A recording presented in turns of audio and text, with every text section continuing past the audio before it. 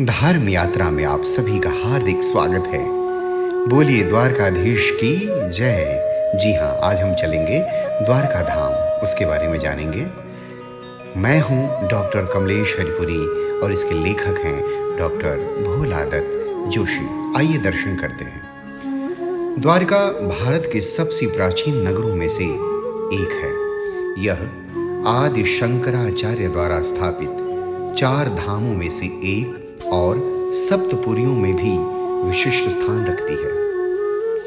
तीर्थों की दृष्टि से भी यह बहुत महत्वपूर्ण है। माना जाता है कि इस धाम के दर्शन करने से अनेक जन्मों के पाप कट जाते हैं। इसे हम देवगिरी के नाम से भी जानते हैं।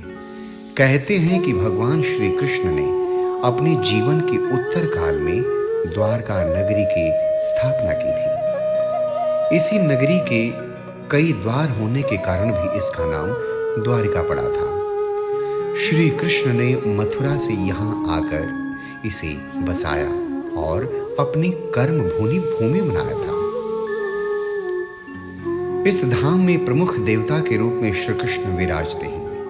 नागेश्वर ज्योतिर्लिंग भी इसी धाम के आसपास स्थित है। यद्यपि जिस द्वारका की स्थापना भगवान श्री कृष्ण ने की थी, वह स्थान अब समुद्र में 60 फीट अंदर समा गया है। वैज्ञानिकों ने इसकी खोज कर ली है। इस कारण द्वारका के इतिहास को दोबारा लिखने की जरूरत आन पड़ी है। द्वारिका का पूरा नाम कुशस्थली था। प्राचीन काल में महाराजा रैवतक ने समुद्र में कुश को बिछाकर यज्ञ किया था। इस कारण इसे कुशस्थली के नाम से भी जाना जाता है। द्वारका नगरी में द्वारकाधीश कृष्ण का भव्य मंदिर है। कहते हैं कि जब कृष्ण ने महापापी कंस का वध किया था, तब कंस के श्वशुर जरासंध कृष्ण से नाराज हो गए थे और उसने यादवों का नाश करने की ठान ली थी। उसी वैर भाव के कारण कंस मथुरा पर बार बार आक्रमण करने लगा। यादवों की सुरक्षा जरूरी थी, अतः विनता के पुत्र गरुण के अनुरोध पे श्री कृष्ण ने मथुरा छोड़कर यहाँ द्वारिका आने का निर्णय लिया था। लगभग पूरी तरह उजड़ चुकी कुशस्थली को कृष्ण ने द्वारका नगरी के रूप में विकसित किया। आज द्वारिका के अंदर कई विशेष स्थान माने जाते हैं, परंतु 2 स्थान मूल द्वारिका के रूप में प्रसिद्ध हैं, जिनमें एक बेट द्वारिका और दूसरी गोमती द्वारिका। ऐसा सुना जाता है कि कृष्ण के द्वारका से अंतर्ध्यान होते ही मूल द्वारिका डूब गई थी। कहते हैं कि केवल श्री कृष्ण के मंदिर को छोड़कर सारा शहर डूब गया था। बेट द्वारका और गोमती द्वारका एक ही विशाल नगरी के भाग हैं। द्वारिका का इतिहास बताता है कि मूल द्वारिका नगरी डूबने के बाद लोगों ने अपने अनुमान से वहां के नए मंदिरों की स्थापना करवाई। अब अनुमान से बनाए गए उन्हीं मंदिरों को मूल द्वारका कहते हैं। वर्तमान में जो द्वारका मंदिर है, वही गोमती द्वारका है। वास्तव में यह मंदिर उसी जगह बना है जहां कुशस्थली नगरी थी।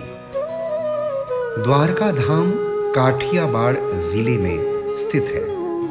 हिंदू मान्यताओं के अनुसार जो व्यक्ति द्वारका के दर्शन कर लेता है अथवा द्वारका की धूल का स्पर्श तक व्यक्ति को मिल जाता है, तो निश्चित ही उसे गोलोक धाम की प्राप्ति हो जाती है। स्कंद पुराण में तो यहाँ तक कहा गया है कि द्वारिका के प्रभाव से कीट पतंग आदि योनियों में पड़े हुए जीव भी पापों से मुक्त होकर वैकुंठ जाते हैं। यहाँ आकर किए गए दान यज्ञ आदि का फल कोटि गुना बढ़ जाता है, जो ईश्वर की प्राप्ति में सहायक होता है। पौराणिक जानकारियों के अनुसार वज्रनाथ ने रणछोड़ राय के मंदिर की स्थापना की। कहा यह भी जाता है कि इसी जगह पर सुदामा ने अपने बचपन के मित्र श्री कृष्ण से अपनी गरीबी का बखान किया था। श्री कृष्ण बाल सखा सुदामा का मान रखते हुए अपने रत्न जटिल महल से दौड़कर बाहर आए थे एवं गले लगाकर उनका आतिथ्य और स्वागत और सत्कार किया था। कृष्ण ने सुदामा को कुछ दिन तक महल में रोके रखा और बालपन की यादें ताज़ा करते रहे। फिर बिना कहे सुदामा की दरिद्रता भी दूर की थी। भक्त विनियोगिनी मीरा ने भी यही पर प्राणों को अपने प्रीतम कृष्ण के चरणों में भेंट चढ़ा दिया था। जी हाँ, यहीं पे एक अन्य कथा के अनुसार कुश नाम के राक्षस ने यहाँ पर बहुत उत्पात मचाया। उसने लोगों का जीना दूभर कर दिया था।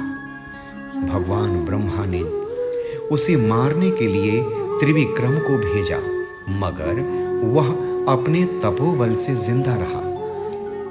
तब ब्रह्मा जी ने उसे एक मूर्ति के अंदर बंद करवा दिया और उस मूर्ति के ऊपर उसी कुश राक्षस के पूज्य देवता कुशेश्वर की मूर्ति स्थापित करवाई।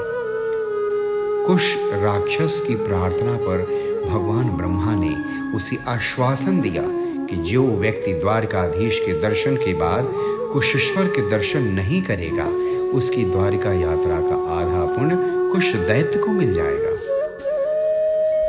एक अन्य कहानी के अनुसार एक बार ऋषि दुर्वासा अकस्मात द्वारका आए और बिना कारण के रानी रुक्मिणी को कृष्ण से वियोग होने का अभिशाप दे दिया। रुक्मिणी बहुत दुखी हुई और कृष्ण को इस अभिशाप के बारे में बताया। भगवान कृष्ण ने रुक्मिणी को शांत करते हुए कहा कि दुर्वासा ऋषि के अभिशाप का फल भोगना ही पड़ेगा, लेकिन वियोग काल में तुम मेरी इस मूर्ति की पूजा कर पाओगे। मान्यता है कि आज भी रणछोड़ यराय के मंदिर में उसी मूर्ति की पूजा हो रही है।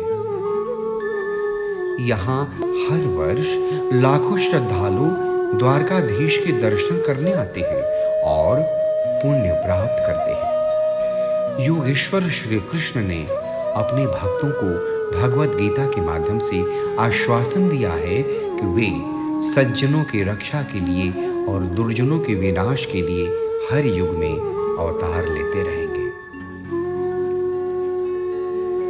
इसका सार यह है कि इस द्वारका धाम की कहानी का सार मानव को युग कर्मों को करते रहना चाहिए और कर्मों का फल ईश्वर पर छोड़ देना चाहिए। साथ ही हमें तीर्थों पर अटूट श्रद्धा रखनी चाहिए, क्योंकि तीर्थ विशेष शक्ति स्थल के प्रतीक होते हैं। दोस्तों, ये कहानी कैसी लगी, ये दर्शन कैसा लगा, ये तीर्थ स्थल का अनुभव आपको कैसा लगा, आप ज़रूर लिखिएगा। अगले धर्म यात्रा में मैं किसी और स्थान के बारे में आपको बताऊंगा। तब तक मैं डॉक्टर कमलेश्वर पुरी आपसे विदा लेता हूँ।